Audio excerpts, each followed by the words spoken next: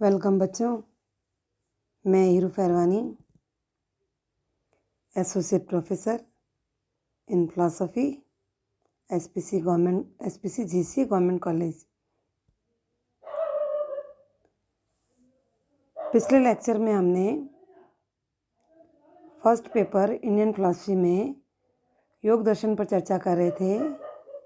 योग दर्शन में भी अष्टांगिक मार्ग पर हमने चर्चा की थी, द 8 पेथ ऑफ योगा।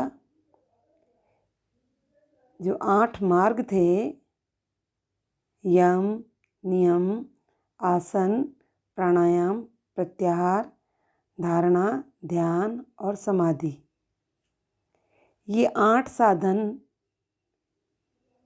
योग प्राप्ति के बताए गए थे। इनमें से ध्यान, धारणा और समाधि का साक्षात संबंध जो है योग से रहता है। पहले 5 यम, नियम, आसन, प्राणायाम और प्रत्याहार, इनका योग से सीधा संबंध नहीं होता। ये 5 योग के अंग तो हैं, एक प्रकार से धारणा, ध्यान और समाधि के लिए केवल तैयारी मात्र हैं। ये 5 बहिरंग साधन हैं और अंतिम 3 ध्यान, धारणा और समाधि अंतरंग साधन माने गए हैं। अष्टांग योग के पालन से हमारे चित्त के जो विकार हैं वो नष्ट हो जाते हैं और आत्मा जो है अपने वास्तविक स्वरूप को जान पाती है। क्योंकि तत्व ज्ञान की यहाँ वृद्धि होती है और आत्मा को प्रकृति, देह, मन, इंद्रियों से भिन्न होने का भी ज्ञान हो जाता है। तो इस तरह से भी मोक्ष की प्राप्ति हो जाती है। ठीक है, ये थे अष्टांगिक मार्ग। अब हम आते हैं अंतिम साधन जो है समाधि। समाधि के भी 2 प्रकार के भेद माने गए हैं योग दर्शन में। एक है संप्रज्ञात समाधि और दूसरी है असंप्रज्ञात समाधि। समाधि जो है योग की अंतिम सीढ़ी है और इस अवस्था में हमारा मन या चित्त जो है ध्येय विषय में इतना लीन हो जाता है कि उसे कुछ भी याद नहीं रहता है या उसे कुछ भी ज्ञान नहीं रहता है।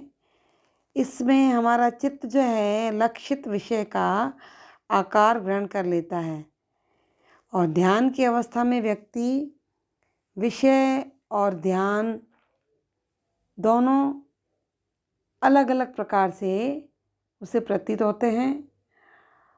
परंतु समाधि की अवस्था में ध्यान की क्रिया का कोई भी अनुभव नहीं होता है और वह ध्येय विषय में डूबकर स्वयं को खो बैठता है।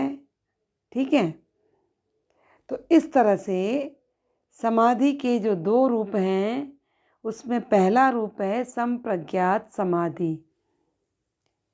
ये वो समाधि है जिसमें हमारे ध्येय विशेष जो विषय है, यानी जो विषय आपने लक्ष्य जिस विषय को बनाया है उसका इसमें स्पष्ट ज्ञान रहता है।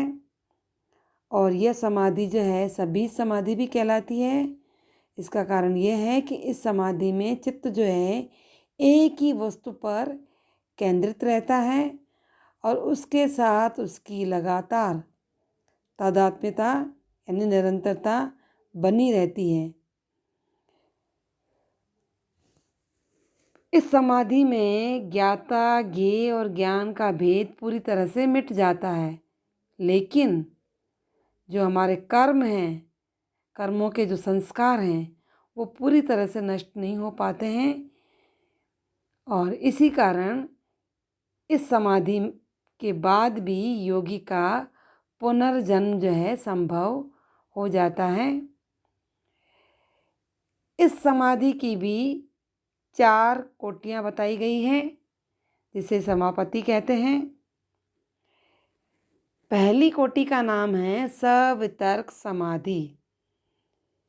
ये समाधि का वो रूप है जिसमें साधक को विषय के बाह्य रूप यानी स्थूल रूप पर ध्यान रहता है या उसे स्थूल रूप का ज्ञान हो जाता है।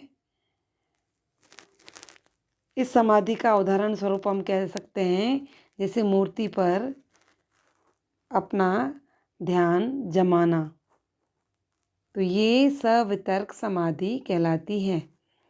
दूसरी है सविचार समाधि।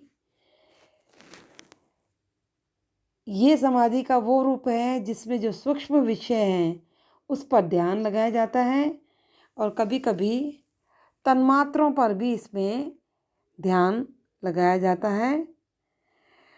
और जैसे तन्मात्र, रूप, रस, गंध, स्पर्श और शब्द, ये सूक्ष्म विषय हैं। इन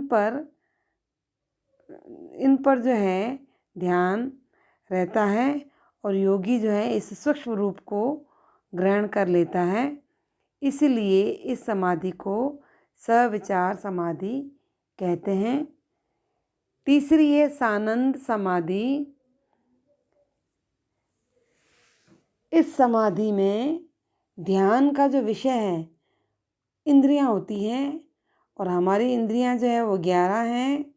5 ज्ञानेंद्रियां, 5 कर्मेंद्रियां और 1 मन। इन्हीं पर ही ध्यान लगाते हैं और इंद्रियों की जो अनुभूति है वो आनंद उत्पन्न करने वाली होती है। इस कारण से इस समाधि को सानंद समाधि कहते हैं। चौथी है सास्मित समाधि। इस अवस्था में ध्यान का जो विषय है वो अहंकार है और अहंकार को ही सास्मित कहा जाता है।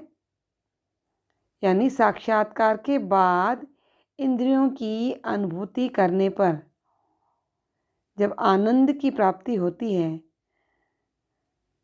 तो हमारी जो इंद्रियां हैं वो प्रतिबिंबित बुद्धि से उत्पन्न होती है। इसलिए ये इंद्रियों से अधिक सूक्ष्म होने के कारण इस पर की गई जो भावना है वो सास्मित समाधि कहलाती है। और समाधि की इस अवस्था में ध्यान का जो विषय है हमारा अहंकार होता है। ठीक है, ये जो 4 थे ये समाधि संप्रज्ञात समाधि की कोटियां हैं।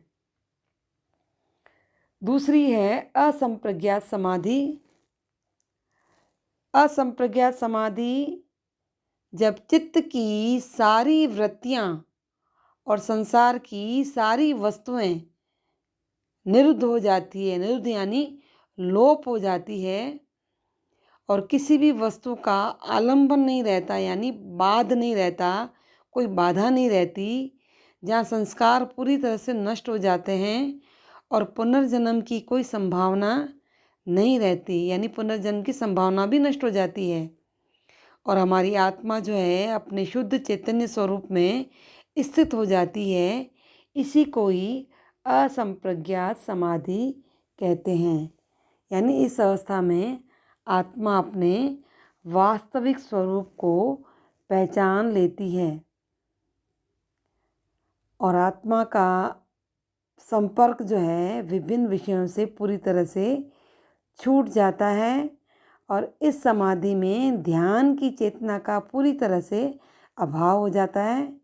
इसलिए इस समाधि को निर्बीज समाधि भी कहा जाता है और यही आत्मा के मोक्ष की अवस्था कहलाती है। ठीक है, तो ये थे समाधि के 2 रूप, संप्रज्ञात और असंप्रज्ञात। अब आता है अष्ट सिद्धियाँ या 8 सिद्धियाँ। तो योग दर्शन में योगाभ्यास के परिणाम स्वरूप योगी में एक असाधारण और अनुपम शक्ति का विकास होता है। यानी जब चित्त या योगी समाधिस्थ होता है तो उसे 8 प्रकार की सिद्धियां प्राप्त होती है। तो समाधि में योगियों को 8 प्रकार की सिद्धियाँ प्राप्त हो जाती हैं। वे 8 प्रकार की सिद्धियाँ हैं। नंबर 1 अणिमा। इस सिद्धि में योगी जो है अणु के समान छोटे आकार का बन जाता है। दूसरी है महिमा। इसमें योगी पहाड़ या पर्वत जैसा विशाल बन जाता है। तीसरी है लघिमा। लघिमा मतलब लघु, यानी रुई के समान हल्का होना या उड़ सकने की शक्ति। यानी इस स्थिति में योगी जो है रुई के समान हल्का हो सकता है, उड़ भी सकता है, ऐसी पावर उसमें आ जाती है। चौथी है प्राप्ति, यानी इस स्थिति में योगी कुछ भी प्राप्त करने की क्षमता रखता है। नेक्स्ट है प्राकाम्य। प्राकाम्य का मतलब है बाधा रहित इच्छा शक्ति, यानी जो योगी जो कुछ भी चाहे मंगा सकता है। नेक्स्ट है वशित्व, यानी वश में करने की शक्ति, यानी वह सभी जीवों को वशीभूत कर सकता है। नेक्स्ट है ईशित्व, यानी वह सभी भौतिक पदार्थों पर, भौतिक विषयों पर अपना अधिकार जमा सकता है।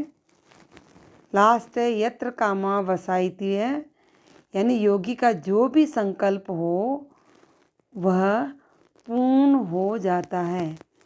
परंतु इतना सब कुछ होने पर भी योगी को निरंतर अभ्यास करने की आवश्यकता बनी रहती है।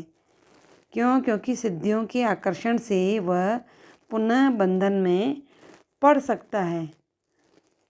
तो योगी का अंतिम लक्ष्य जो है वो आत्मदर्शन ही होना चाहिए, यानी अपने आत्मा के वास्तविक स्वरूप को प्राप्त करना ही होना चाहिए।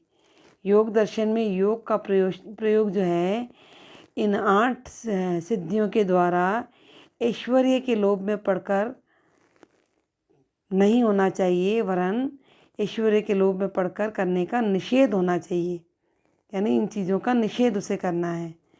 मोक्ष की प्राप्ति के लिए योगाभ्यास बहुत ही आवश्यक है। ठीक है, तो ये था समाधि के रूप और अष्ट सिद्धियाँ। आज बस इतना ही।